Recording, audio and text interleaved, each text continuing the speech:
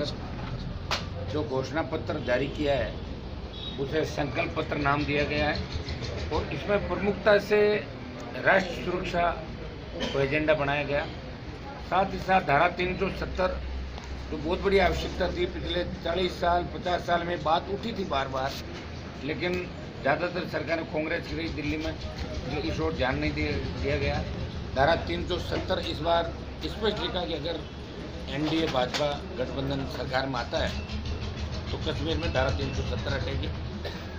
रोजगार, सुशासन, central services के अंदर जितने भी पद है और नक्सलवाद और अन्य जो भी मामले करीब करीब जो बिंदु लिए हैं, किसानों को उनका समर्थन मूल्य का कैसे भाव मिले, आर्थिक स्थिति किसानों की कैसे ठीक हो, करीब करीब जो फोकस किया गया और राष्ट्रीय सुरक्षा, किसान और जवान पे देश की सुरक्षा को लेकर चिंता जाहिर की गई है। और दूसरी तरफ कांग्रेस ने जो घोषणा पत्र जारी किया उसमें सिक्किम, जम्मू कश्मीर और अन्य जगह जहां सेना कभी भी तलाशी ले सकती है इन स्टेट के अंदर जहां आतंकवादी गतिविधियाँ होती है, जो कानून बनाया गया है स्पेशल तौर से, उस कानून को ख़त्म करने की बात की गई, मिलिट्री में रिजर्वेशन की बात की गई, देश को खोखला करने की बात की गई। ये एक कांग्रेस का घोषणा पत्र है। वो तो एक तरीके से इस हिंदुस्तान के अंदर अगर कांग्रेस सत्ता में आती है तो निश्चित रूप से भारत को बहुत अलग स्थिति में गुजरना पड़ेगा। और एनडीए की सरकार अगर बनती है तो मैं घोषणा पत्र का, तो चूंकि मैं घटक दल हूँ आरएलपी, राजस्थान के अंदर मेरे लिए एक सीट आरएलपी के लिए भारतीय जनता पार्टी ने छोड़ी, बाकी सारे स्टेट के अंदर राजस्थान हम लोगों ने बीजेपी को समर्थन दिया है। हम घोषणा पत्र का समर्थन करते हैं। साथ ही साथ घटक दल के रूप में अगर हम जीत के जाएंगे तो राजस्थान को विशेष राज्य का दर्जा दिलाने की व्यक्तिगत तौर पे हम प्रधानमंत्री जी से बात भी करेंगे। और दूसरा, नागौर को विकास के नए आयाम मिले। हमारी एक इच्छा ये भी है कि प्रत्येक रेलवे क्रॉसिंग जहाँ भी है, चाहे वो नेशनल हाईवे हो, स्टेट हाईवे हो, कई जगह स्टेट गवर्नमेंट के पास बजट की कमी होती है तो दिल्ली से पैसे की आवश्यकता होती है। तो दिल्ली में हम अगर जाएंगे तो जितने भी नेशनल हाईवे, स्टेट हाईवे है, वहाँ सब जगह ओवरब्रिज बन के यातायात सुगम रहे, लोगों को, आम आदमी को परेशानी का सामना नहीं करना पड़े। नदी नालों से जो एक योजना अटल जी ने बनाई थी पहले कि प्रत्येक नदियों को जोड़ के और प्रत्येक खेत के अंदर पानी पहुँचाया जाए। जहाँ बाढ़ आ रही है उन इलाकों से पानी लिफ्ट करके बांध बना के सूखे इलाकों के अंदर पानी पहुँचाया जाए। तो इसको भी हम अलग तरीके से घोषणा पत्र का तो समर्थन करते ही करते हैं। इंडिया का जो बीजेपी का घोषणा पत्र है, व्यक्तिगत तौर पे भी नागौर जिले के लिए, राजस्थान के लिए अलग से हम लड़ाई लोकसभा में पहुंचे तो मजबूत तरीके से लड़ाई लड़ेंगे। मैं नागौर के साथ साथ अभी हमने नागौर जिले के अंदर 8 जो हमारे विधानसभा क्षेत्र है, 6 की मीटिंग तो हो गई 2 दिनों के अंदर। नागौर और खींवसर की मीटिंग अभी मैं खींवसर करूंगा, उसके बाद नागौर की मीटिंग है, विधानसभा क्षेत्रों की मीटिंग, जब प्रमुख भारतीय जनता पार्टी, सारी बीजेपी प्लस आरएलपी की हमारी टीम। वैसे जब रोड शो किया था तो पूरी बीजेपी ने मोर्चा संभाला और अब भी भारतीय जनता पार्टी इस चुनाव को लीड कर रही है। पुरजोर तरीके से भारतीय जनता पार्टी की पूरी टीम लगी हुई है, जिले के नौजवान लगे हुए हैं, पूरी आरएलपी लगी हुई है। और मैं पड़ोस के जितने भी जिले हैं, चाहे जोधपुर हो, चाहे राजसमंद हो, चाहे सीकर हो, चाहे बीकानेर हो, गंगानगर, टोंक, सवाई माधोपुर, जयपुर ग्रामीण, करौली, धौलपुर से लेकर अजमेर, भीलवाड़ा, चित्तौड़, जहाँ भी मेरी आवश्यकता पार्टी समझेगी तो मैं भारतीय जनता पार्टी का अन्य जगहों में प्रचार करूँगा। और 7 तारीख से लेकर 12 तारीख तक, 11 तारीख जब तक मतदान होगा हरियाणा के अंदर, तो मैं हरियाणा में रहूँगा। क्योंकि मुझे अभी भी जानकारी मिली है कि हरियाणा के पूर्व मुख्यमंत्री और उनका बेटा जो वहाँ सांसद है, वो तो मैं खींवसर के अंदर मेरी एब्सेंट लगी थी, जनता ने, मैं बाहर प्रचार में गया, तब खींवसर के अंदर उन्होंने 70 मीटिंगें उनके बेटे ने करी थी। और कल भी जब हरियाणा वालों ने नागौर में पूरा फोकस कर लिया तो 7 तारीख से लेकर 12 तारीख तक मैं भी हरियाणा के अंदर रहूँगा, 7 से 12 अगला जो फेज है हरियाणा का। और यहाँ हम तमाम जगहों पर भारतीय जनता पार्टी के लिए प्रचार करेंगे। मैं धन्यवाद देता हूँ जिले की यूथ टीम को, सारी टीम को, और हमारे वरिष्ठ नेता जो मोहन जी चौधरी हैं, भाई साहब बेटे नागौर एमएलए साहब और मकराना एमएलए साहब, और जितने भी हमारे जो कैंडिडेट बीजेपी के चाहे हार गए, चाहे आरएलपी के हार गए, सब एकजुट होकर जी जान से प्रयास करने लगे। बहुत बड़ी ऐतिहासिक जीत गठबंधन की नागौर लोकसभा सीट से होगी। सर एक सवाल है, जब एनडीए का आपके साथ गठबंधन हुआ तो आपने नागौर में जब रैली हुई थी, नामांकन आपकी एंट्री हुई थी, उस समय आपने कहा था कि राष्ट्रवाद और राष्ट्रहित के मुद्दे पर आपने एनडीए को समर्थन किया है। वो तो मैं भी कह रहा हूँ, राष्ट्रवाद और राष्ट्रहित के मुद्दे पे। अब उसके बाद आपको बीजेपी से क्या रेस्पॉन्स मिल रहा है? आपको लग रहा है कि बीजेपी आपको पूरी तरह से समर्थन कर रही है और आप भारतीय जनता पार्टी के कमल के फूल के निशान के पिछले लोकसभा चुनाव में 4 लाख वोट थे, जो अब की बार बढ़ गए। जो कमल का फूल कोई भी लेके आता ना, उससे 5 लाख वोट बैठे बैठे मिल जाते हैं यहाँ पे। तो हनुमान बेनीवाल के साथ वो पूरा वोट तो है ही है, लेकिन आरएलपी का भी 3.5 लाख से 4 लाख का जो वोट जिले के अंदर है, वो भी पूरा शायद मतलब 8 लाख क्रॉस करेंगे वोट, 8-9 करेंगे। जो पहले रैलियों के दौरान स्थिति रही थी, वो स्टेट के इशू थे। रैलियों के दौरान दोनों पार्टियों में मैंने आरोप लगाए थे, तीसरी ताकत की बात राजस्थान के अंदर थी। अब चूंकि राष्ट्र की अस्मिता का सवाल है, इसलिए हनुमान बेनीवाल पूरे युवाओं की फौज के साथ भारत माता की रक्षा के लिए वो भी एक घटक दल के रूप में राष्ट्र हित के अंदर काम कर रहा है पूरी टीम के साथ। अब दिल्ली का चुनाव है, अभी राज्य का चुनाव नहीं है। हमें नरेंद्र मोदी जी को प्रधानमंत्री बनाना देश का।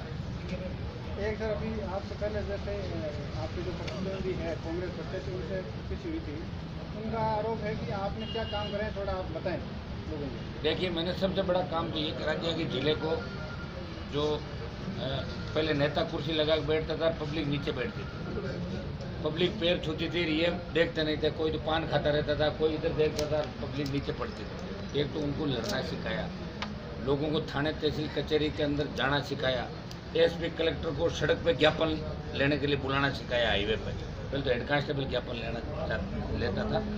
जिले के अंदर पीने का पानी तक नसीब नहीं हुआ। जिन्होंने पीसी ली ना, इनके बाप दादाओं ने राज किया था नागौर के अंदर। 70 साल में पीने का पानी भी नहीं लाया। अगर ये सोच चाहते तो सिंचाई का पानी 50 साल पहले नागौर की धरती पर आ जाता। यहाँ का किसान भी मजबूत होता है। यहाँ के बेटे बेटे में अमेरिका, जर्मनी, इंग्लैंड के अंदर पढ़ने के लिए जाते हैं। मुझे अच्छी तरह याद है, जब मैं राजस्थान यूनिवर्सिटी में अध्यक्ष था, तब नागौर जिले के 70 लड़के पढ़ते थे। आज 3000 लड़के यूनिवर्सिटी के अंदर। शहर में तो अलग है, लेकिन 3000 तो खाली यूनिवर्सिटी में एडमिशन लेके बैठे हैं और हज़ारों बच्चे कोचिंग कर रहे हैं। नरेगा में काम करने वाला भी अपने बेटे बेटी को अच्छी शिक्षा दिला के नौकरी दिलाना चाहता है। हर आदमी के अंदर जागरूकता आ गई। इसलिए इन सब की एक ही बात है कि हनुमान बेनीवाल को रोकना है। इसने हम तो आराम से बैठे बैठे चिन्ह लाते थे, वोट लेके, और विदेश यात्राओं पर रहते थे। अब आप इनको मैं पूछना चाहता हूँ, लोकसभा में ज्योति मिर्धा एमपी थी, 5 साल का मैंने इसका वो सारा खंगाला, 5 साल में खड़ी होकर कभी बोली नहीं, बजट ही खर्च नहीं कर पाई। जब आचार संहिता लगी तो 4 करोड़ रुपये इसके बाकी रह गए, जो अब CR चौधरी ने खर्च किए तो बाद में आने के बाद। तो इससे बड़ा क्या बड़ा मजाक होता कि नेता अपना बजट खर्च करना भूल जाए। और आप हरियाणा के हो, आप वहाँ जाके लड़ो ना, चुनाव दर सीट है, आप कह रहे हो हुड्डा जी मेरे रिश्तेदार है, वो मेरे जीजा जी है, तो आप जीजा जी आपके लिए एक सीट नहीं छोड़ सकते क्या वहाँ पर लोकसभा? तो नागौर को कोई तपरी मारने की जगह नहीं, गोचर है क्या तो कोई बाहर से आके चल के चला जाएगा? अब नागौर को गोचर नहीं बनने देंगे। नागौर में नागौर के बीच, जनता के बीच संघर्ष करने वाला, जिसका फ़ोन नंबर हो, जिसका घर हो और जिसका ऑफिस हो। ज्योति मिर्धा ने पिछले चुनाव के दौरान कहा था कि मैं मेरे आपका जो जवाई है नागौर का, मेरा पति, मैं उसको ला के यहीं बिठा दूँगी आपके यहाँ, मैं यहीं आ जाऊँगी। देखा क्या? हमने तो नहीं देखा 10 साल के अंदर। अब आप बताओ कितना बड़ा दुर्भाग्य है। जिले के मान सम्मान की लड़ाई है, ये प्रदेश के मान सम्मान की लड़ाई है। जब तक ऐसे नेता जो तपरी मारने के लिए घूमते हैं, जीतते तो लोकसभा का चुनाव है, मंत्री बनने के सपने लेते हैं, मुख्यमंत्री बनने के सपने लेते हैं और अपना बिजनेस बढ़ाते हैं। ज्योति मिर्धा ने कार्यकर्ताओं को इकट्ठा करके अपने फार्म हाउस पर यह कहा कि मैं न तो किसी शादी में जाऊंगी, न किसी मायरे में जाऊंगी, न मोकान जाऊंगी और न दूसरा काम करूंगी। मुझे बहुत बड़ी योजनाएं बनानी। अब कौन सी योजनाएं बनानी, वो तो वो जाने दिल्ली के अंदर। तो वो कौन सी योजनाएं आखिर हम भी जानना चाहते हैं, स्टेट जानना चाहता है, जिला जानना चाहता है। जिला ऐसा सांसद चाहता है जो उनके बीच रहे, इनके मुद्दे पार्लियामेंट के अंदर उठाए, नागौर का नाम करे। जिस तरह हमने 15 साल इस विधानसभा में लड़ाई लड़ी। ज्योति के दादाजी भी नेता थे, किसान नेता थे, मैं उनको वो जमाने के हिसाब से चल गए, लेकिन खुद की पार्टी वो भी नहीं बना पाए। कभी तो यूपी की पार्टी लाए, कभी हरियाणा की लाए। हनुमान बेनीवाल वो किसान का बेटा है जिसने राजस्थान के अंदर खुद की पार्टी बनाई और पार्टी के हेडक्वार्टर भी नागौर रहा। 3 सीट लाया, 57 सीटों में उम्मीदवार लड़ाए। और अगर मुझे वोट परसेंटेज और सत्ता का लालच होता तो कैबिनेट का मंत्री 3 बार बन जाता। वोट परसेंटेज 8 ले आता। 8 अगर परसेंटेज मेरा बनता, 200 सीटों पर लड़ा था तो मेरा चुनाव चिन्ह बोतल रह जाता। 6% रहा, इसलिए चुनाव चिन्ह चला गया। 6% नहीं आया, 6% या 6 ML होने चाहिए। मैं इन चीज़ों की परवाह नहीं करता। मैंने जन आंदोलन करके संपूर्ण किसानों की कर्ज माफी, मुफ्त बिजली, टोल मुक्त राजस्थान की बात करी। नागौर की धरती से जो हुंकार भरी थी, मध्य प्रदेश में आंदोलन हुआ और कर्ज माफी के आंदोलन को देश में अगर हवा मिली तो नागौर की धरती से देश के अंदर कर्ज माफी का आंदोलन को हवा मिली। मुझे पूरा विश्वास है कि अगर मैं लोकसभा में जाऊंगा तो स्टेट हाईवे जो टोल मुक्त हुए, मुफ्त बिजली की जो घोषणा राजस्थान के अंदर हुई है, हम उनको पूरा कराएंगे। कांग्रेस की सरकार पर भी दबाव बनाएंगे। हम दिल्ली के अंदर घटक दल के रूप में मोदी जी से विकास जितना हम कर सकते हैं वो करेंगे और राजस्थान के अंदर कांग्रेस सरकार के अंदर भी हमारे लोग विधायक विपक्षी भूमिका निभा के लगातार जन समस्याएं, आम जन के मुद्दों के लिए, गरीब पीड़ितों के मुद्दों के लिए लड़ते रहेंगे। ज्योति मिर्धा का इस जिले से कोई लेना देना नहीं है। सिर्फ अपना बिजनेस कैसे चले, हरियाणा में बात कैसे चले, MP बन के मौज करें और इनका कोई मकसद नहीं किसी तरीका। ये कोई सेवा करना चाहते हैं तो यहाँ रहना कौन मना करे। कभी कोई आंदोलन में भाग लिया क्या? कभी 15 मिनट कभी सड़क पे बैठे क्या? कभी जेल देखी क्या? जेल कैसी होती है? तो कहाँ से ये कर लेंगे यार, बताओ। ये अगर पैसे वाले लोग आ जाते हैं टिकट लेके। अब ज्योति मिर्धा का एक और सुनो आप कि जैसे ही मेरी कांग्रेस से गठबंधन की बात चली, मतलब कांग्रेस ने मुझे कहा गठबंधन करेंगे, तो ज्योति को 15 मिनट में इतना डर लग गया कि प्रकाश जी जावड़ेकर के घर पे 2 बार चली गई और 2 बार घर पे चली गई। उन्होंने कहा साहब अभी एकदम नहीं बैठेगा, मैं सेंट्रल कार्यालय में हूँ बीजेपी के। तो बोले मैं तो सेंट्रल कार्यालय आ जाऊँगी। तो बोले आप कैसे आ जाओगे, आप तो कांग्रेस की नेता है। क्या मैं मुंह ढक के आ जाऊँगी, कौन देख रहा है, मैं कूद के वापस चली जाऊँगी। अरे यार ये मजाक है। आप बताओ, MP बनने के लिए आप इतने घिर जाओ, MLA बनने के लिए आपका मान सम्मान खाली MLA MP थोड़ा ही होता है। आदमी की सिद्धांत भी होने चाहिए जीवन के अंदर। हनुमान बेनीवाल का सिद्धांत है। मैंने कहा या तो मुझे लड़ना था और मैंने जब पूरा पता किया, सब बच्चों की इच्छा थी राजस्थान में कि भाई हमें राष्ट्र हित के हिसाब से काम करना है, गठबंधन करना है, भाजपा से करना है। तो गठबंधन किया, हमने विलय नहीं किया, गठबंधन किया है भारतीय जनता पार्टी ने। मैं तो कह रहा हूँ बहुत बड़ी बात है नागौर जिले के लिए। इससे ज़्यादा सम्मान क्या होगा कि नरेंद्र मोदी जी ने कहा कि नागौर की सीट उस किसान के बेटे के लिए छोड़ूंगा जो संघर्ष कर रहा है वहाँ पर, और बाकी जगह वो मुझे सपोर्ट करेगा। तो नागौर का मान तो मैंने बढ़ा दिया देश के अंदर। इससे बड़ा मान नहीं होगा कि 41 के अंदर घटक दल RLP है, जिसका संयोजक एक किसान का बेटा, एक गांव के अंदर जन्मा हुआ बेटा, जो अपना घटक दल, उसका घटक दल बना, जो पार्टी विश्व की सबसे बड़ी पार्टी, देश की सबसे बड़ी पार्टी। और 18 तारीख को नामांकन की सभा होगी, उसमें कौन से बड़े नेता आ रहे हैं? देखिए अभी हमारे जो भारतीय जनता पार्टी के बड़े नेता हैं, NDA के बड़े नेता हैं, उनके कुछ कार्यक्रम बाद में नामांकन के बाद कराएंगे। लेकिन इसमें मैंने एक तो प्रकाश जावड़ेकर जी से आग्रह किया है, जो प्रभारी राजस्थान के, और प्रमुख समाजों के हमारे जो नेता हैं उनको भी हमने करीब हर समाज के नेताओं को आमंत्रित किया। प्रदेश के प्रमुख नेता इसके अंदर रहेंगे। हमारे भारतीय जनता पार्टी के जो विधायक हैं, जो नज़दीकी इलाकों के जो और प्रमुख नेता हैं जिनका नागौर से लगाव रहा है, उन सबको आमंत्रित करेंगे। ज़्यादातर प्रमुख नेता आएंगे और बहुत शानदार मेला होगा यहाँ पे। ज्योति मिर्धा जी ने जो टेंट लगाया ना, उससे बहुत लंबा टेंट होगा, आप देखना बहुत संख्या में लोग आए। कुछ दिन नागौर में लगेगा कि वास्तव में लोकसभा का चुनाव हो रहा है 18 को। कल तो ट्रेलर है 16 को, तो पिक्चर 18 को आएगी।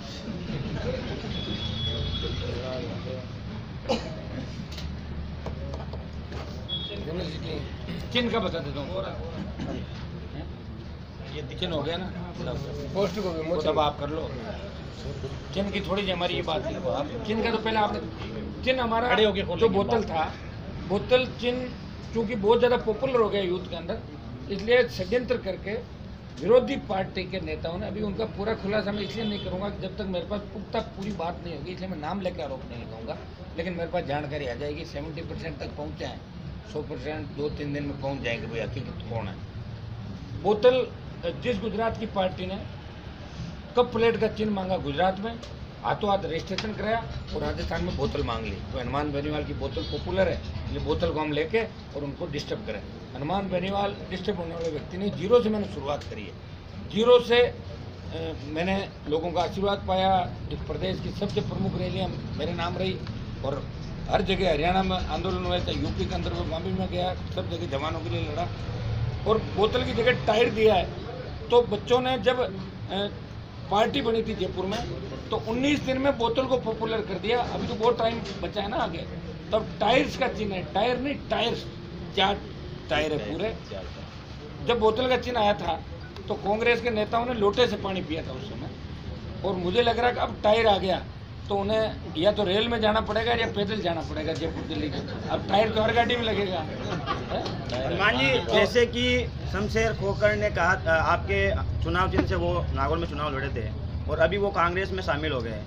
उन्होंने कहा है कि वो आरएलपी की कुछ ऐसी बातों पर खुलासा करेंगे, बड़ी बातों पे। उसको लेकर आपको क्या लगता है कि वो क्या बात है? उनको खुलासा करना दो। और आखिर नहीं, सुनो, आपकी पार्टी छोड़कर वो उस पार्टी में क्यों गए? पहले मेरी बात सुनो। मेरा जो गांव है खुद का, मेरे गांव में तो आरएलपी आगे रही थी, एक जगह आगे रही थी। शमशेर खोखर के खुद के बूथ में उसको 3 वोट मिले थे। कितना? 3। तो खुलासा कर लेना, उनसे पूछ लेना, लिस्ट लेके बैठ जाना आप कौन से क्या होते हैं।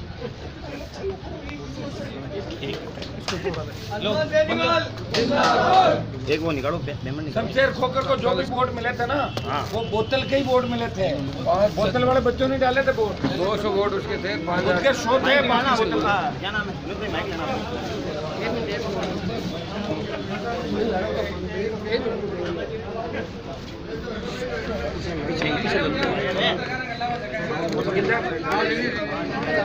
तो मिला लो, मिल जाएगा ना पूरा।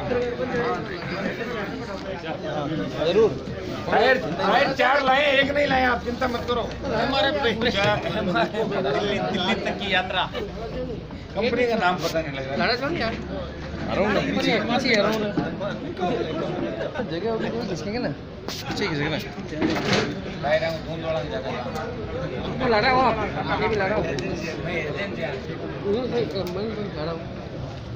अरे वो लड़ा भाई आज गाड़ी का बैग में दो यार। अबे तो टूट जाना चली यार, मतलब कैसे हो गई होती